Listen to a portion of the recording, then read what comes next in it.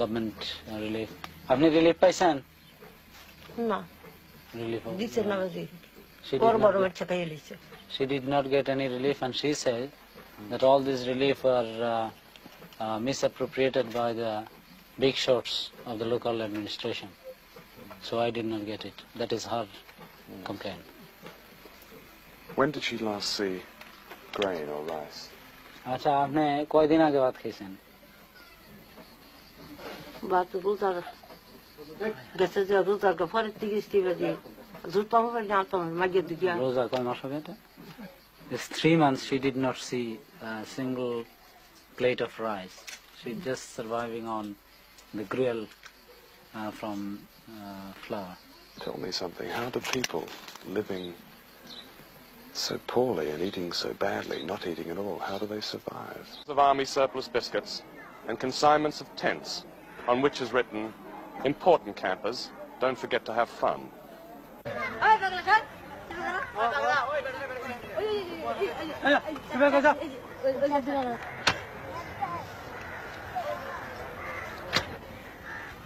On December the 28th, 1974, Sheikh Mujib declared a state of emergency in Bangladesh. There were shootings, arrests, and signs that Bangladesh is fast approaching political chaos as a direct result of this famine. Of course, it used to be said that starving people disturb nobody, and this certainly applies to the thousands of dead in this horrific cemetery. But Bangladesh is at the center of Asia, with borders on China, India, and Burma. And when those who somehow manage to survive this famine are finally in political turmoil, they will, I'm afraid, disturb everybody.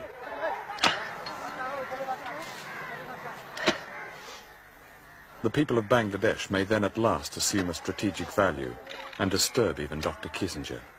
They may even disturb the United Nations, which ignores its own charter by its meanness to Bangladesh, and the Soviet Union, which heaps so-called friendship on Bangladesh and little else, and Australia, which mocks Asia with cliches about partnership while its surplus wheat stays in its silos, and the so-called internationalist common market, whose behavior toward the starving of Bangladesh is that of a mean little burger.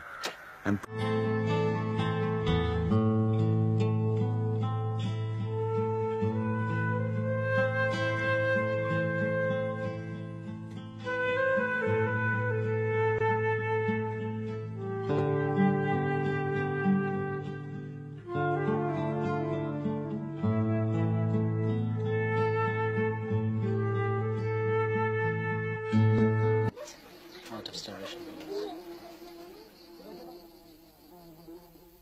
Prime Minister, we have seen in villages situations which show no food at all. People have come up to us and said, we are eating leaves, we are starving, we have no food, we're not getting it from anywhere, quite close to Dhaka.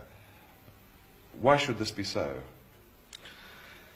You see, that is the, some of the places this happens, but we have our open, free kitchen everywhere. The people are welcome to come there.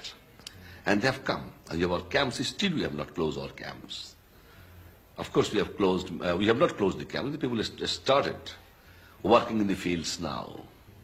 But of course this trouble is there. Such a serious flood and serious famine. We have not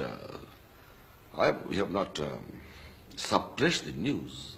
We have already declared in the parliament that around about 27,000 people have died by starvation and by disease.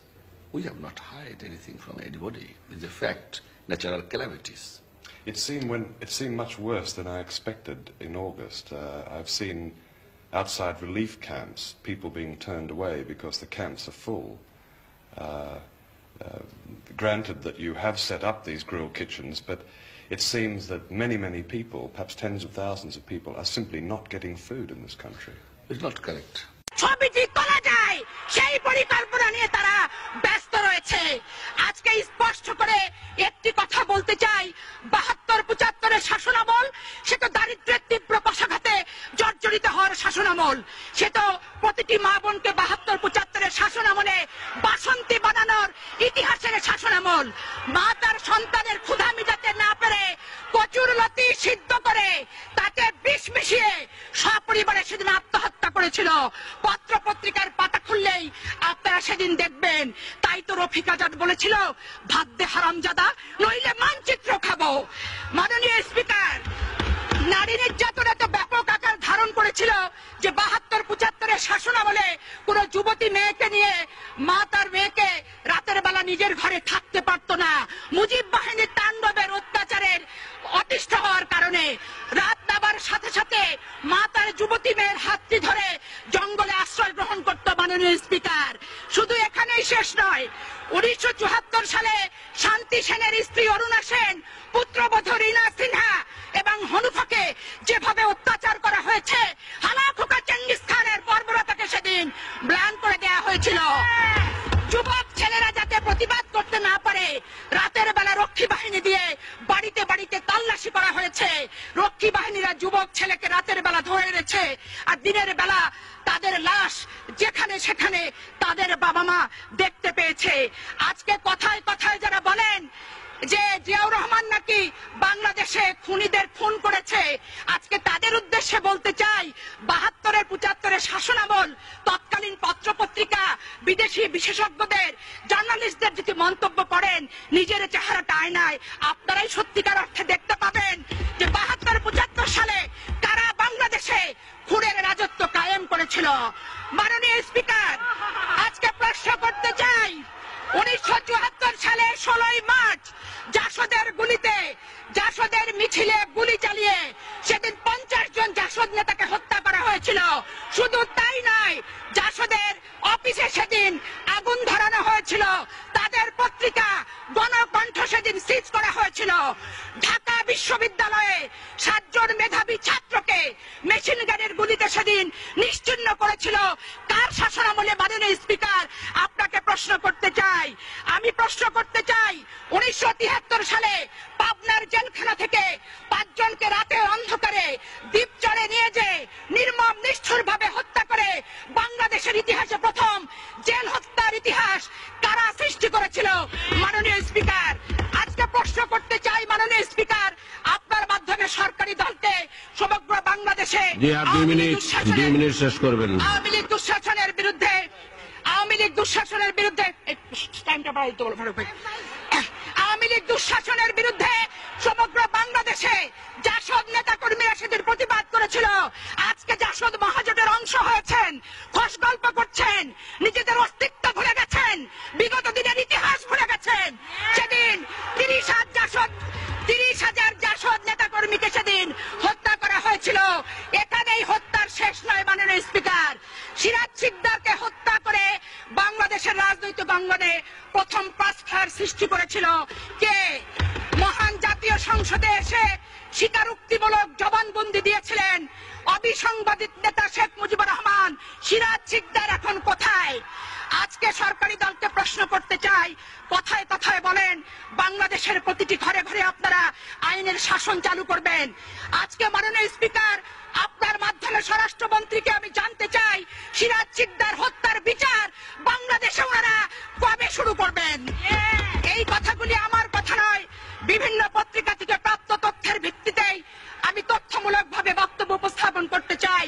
মাননীয় speaker, ১৯৭৪ সালের ১৩ December Sheikh Mujibur Rahman সাহেব বলেছিলেন, এতদিন অন্যেরা খাইছে, এখন খাইব আমার লোক, কেউ কোনো কথা বললে লাল ঘোড়া দাবড়াইয়া দিমু।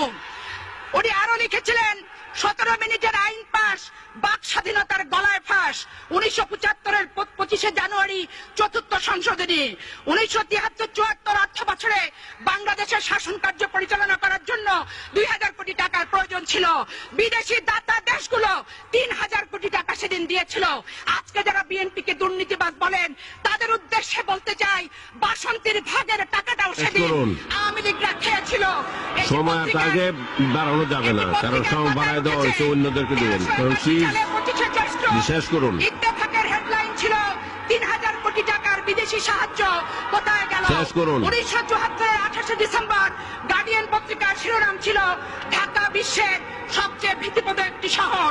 মাননীয় স্পিকার, ১৩৭৪ সালে ১৮ ফেব্রুয়ারি গার্ডিয়ান সেই পত্রিকার শিরোনাম ছিল বাংলাদেশ মুজিবের তৈরি একটি বিপর্যস্ত এলাকা। এই ছিল শেখ মুজিবের সোনার বাংলার ইতিহাস পত্রিকার ভাষায়। মাননীয় স্পিকার, 1974 22 সেপ্টেম্বর সানডে টাইমসে লেখা হয়েছিল বাংলাদেশ আজ দেউলিয়াত্বের পথে। 1973 সালে 5 জুলাই ইত্তেফাকের শিরোনাম ছিল সকল প্রীতির মহামারী। মাননীয় স্পিকার, 1973 জি ধন্যবাদ মাননীয় সদস্য, আপনাকে ধন্যবাদ। এখন মাননীয় সদস্য জনাব খান